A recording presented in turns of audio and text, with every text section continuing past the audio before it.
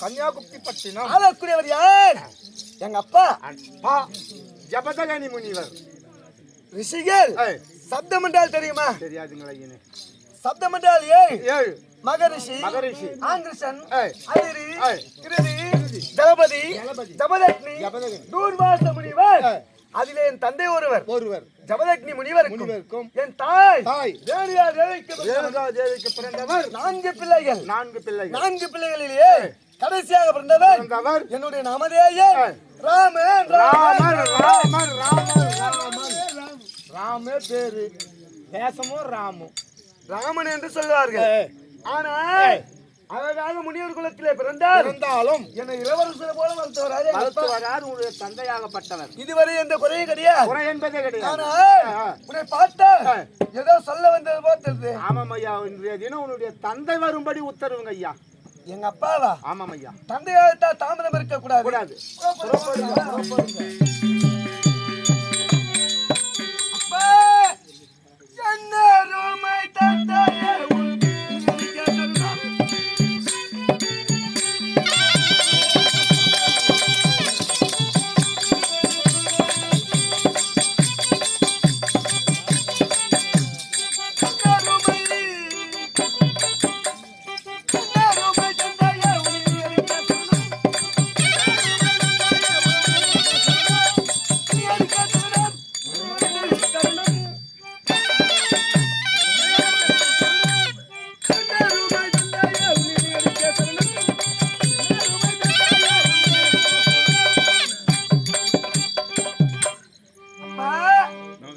ஆமன் அநேக கோடி நமஸ்காரம். ஆயுஷுள் உலகினில் அதிக சம்பத்துடனே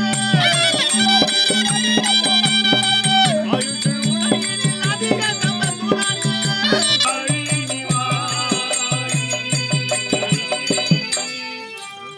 அப்பா மகனே ராமா, உங்களுடைய முகம் மலர்ந்த செந்தாமரை போல இருக்க வேண்டிய முகம் இன்றைய தினம் சோகமாகவும் கோபக்குறியோடு தெரிகிறதே.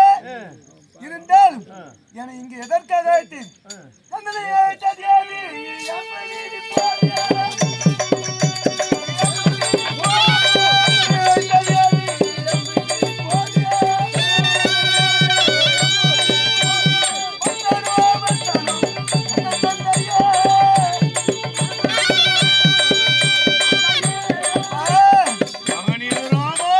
மாதவனை விடுத்து என்னை அழைத்த காரணம் என்ன? காரணமா என்ன நேர்ந்தது? அப்பா கண்மணி என்ற ராமா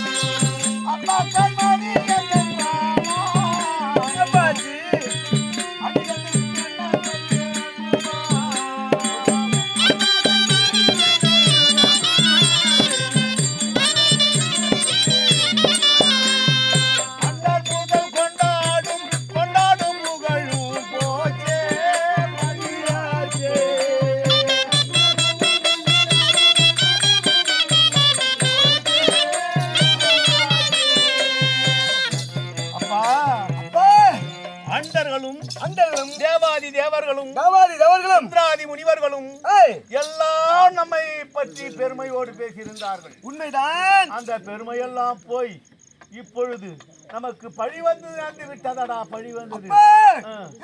நம்மை உரைத்த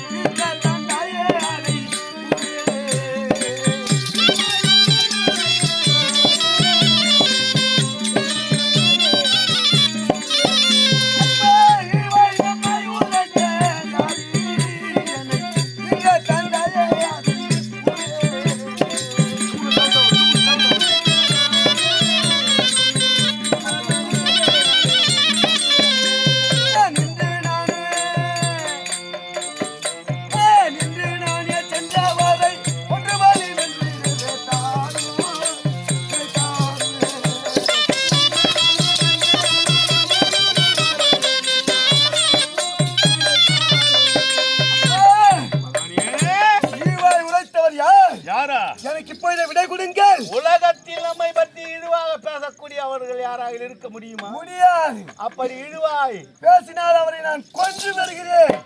கொடுங்களப்பா. உன்னை ஒரு கேள்வி கேட்கிறேன். கேளுங்கள்.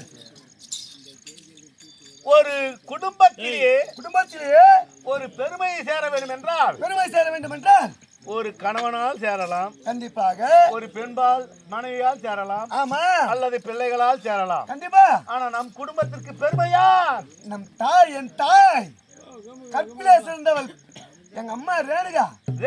ஆமா, எங்க தாய். ஆமா, உன் தாய். ஆமா, உன்னை ஈன்றவள். ஆமாப்பா, அப்படிதானே? உண்மைதான். ஆனா ஒரு பொதுவா உன்னை ஒரு கேள்வி கேட்கிறேன். கேளுங்க.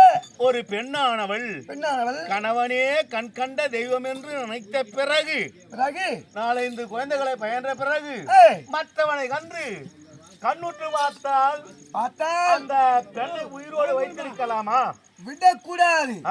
கட்டிய கணவனுக்கு துரோகம் செய்தவளை கொன்று விட வேண்டும். அப்பா, கொன்று விட வேண்டும் என்று சொல்லவா? ஆமா. அப்பேற்பட்ட காதை யார்?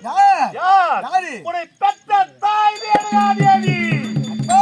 ஆமா, என் தாயை பத்தி தவறாக என்னிடத்திலேவா? ஆனா அன்றாடும் என்ன வேலை அவளுக்கு?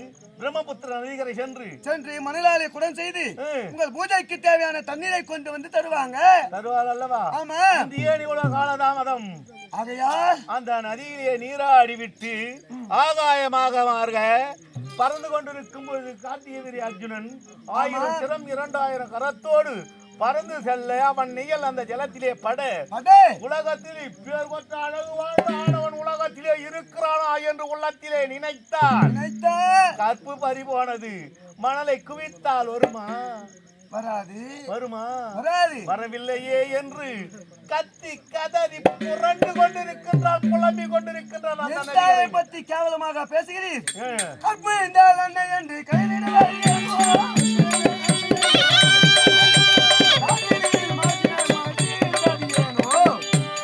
தாய் கற்பு என்றிருக்க மாட்டான். அப்படியா? ஆமா.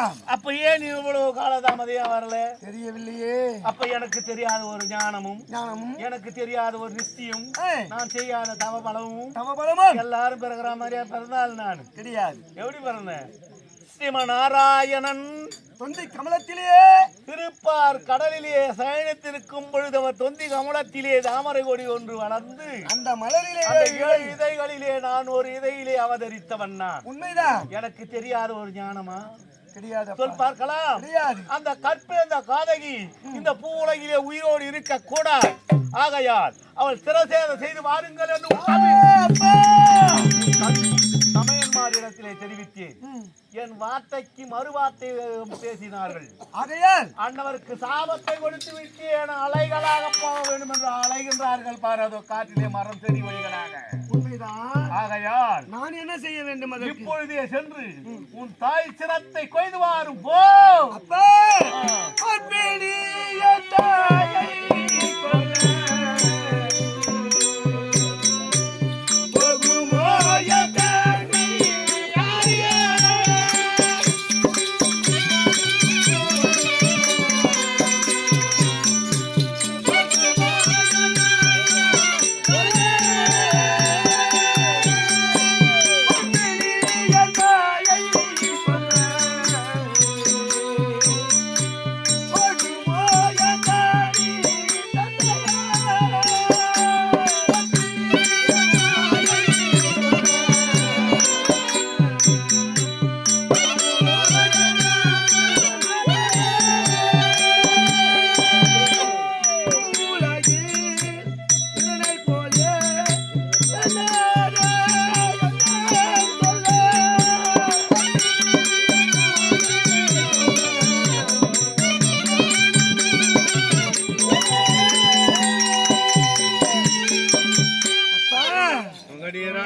பொற்பிலேயும் கற்பிலேயும் அந்த 30 தேவிகளை விட மேலாக வாழ்ந்து வந்தாள் எங்க அம்மா. ஒரு நேரத்தில் வாழ்ந்தாளடா. எங்க அம்மாவை கொல்ல முடியாது. அவள் கற்பு நிலையில் இருந்து விட்டது. ஆகையால் என் வார்த்தையை கேட்டால் சுகசேமத்தோடு வாழலாம். தாயின் சிறந்த கோவில் இல்லையப்பா. அது அவனோடய சொல்லிட்டேன். தந்தை சொல் மிக்க மதில் அப்பனுக்கு மரியாதை கிடையாதா? இருக்கிறது. இருக்கிறது. இத்தனை நாளா தெரிவித்தேனா? கிடையாது. காலதாமதமாகி விட்டது. பூஜை வேலை முடிந்து விட்டது. சிவன் கோபத்திற்கு ஆளாகி விடுவேனே. நான் என்ன செய்வேன்? அப்பா ஆகையால் என் வார்த்தையை கேட்டு உன் தாயின் சிரத்தை கொய்து வாரும். அங்கே சென்று உன் தாயின் சிரத்தை கொய்தால் பாவம் வந்து சேரும் என்று தெரிவிக்கிறாயா? ஆமாம் அப்பா. அங்கே பாவம் வந்து சேரும். என் வார்த்தையை மீறி நீ பேசினால் என் சாபத்திற்கு ஆளாகி விடுவாய். வேண்டாம் அப்பா. சாபம் வேண்டுமா பாவம் வேண்டுமா? பாவத்தையே தேடுகிறேன். பாவத்தையே தேடுகிறேன். ஆகையால் இப்பொழுதே உனக்கு ஒரு ஆயுதம் தருகிறேன். பரசு என்று சொல்லக்கூடிய கோடாலியை தருகிறேன். ஆகையால் இந்த கோடாலியை கொண்டு ஆனா ஒரே உயிர் போகக்கூடாது. என்னது? ஒரே வழியா போகக்கூடாது. ஒரு வழியா போகக்கூடாது. பட்டுன்னு உயிர் பிரியக்கூடாது. சிறுக சிறுக சிறுக சிறுக மரண வேதனை காட்டி பயம் காட்டி கொடுமை மாட்டி அவன் உலக ஓட்ட வேண்டும். அவளை சிறுக சிறுக கொடுமை செய்து கொள்ள வேண்டும். ஆகட்டும் அப்பா. இந்த பரசு என்ற கோடாலி போ கொண்டு வா. சென்று வருகிறேன். போய் வா. போய் வருகிறேன் அப்பா. போ.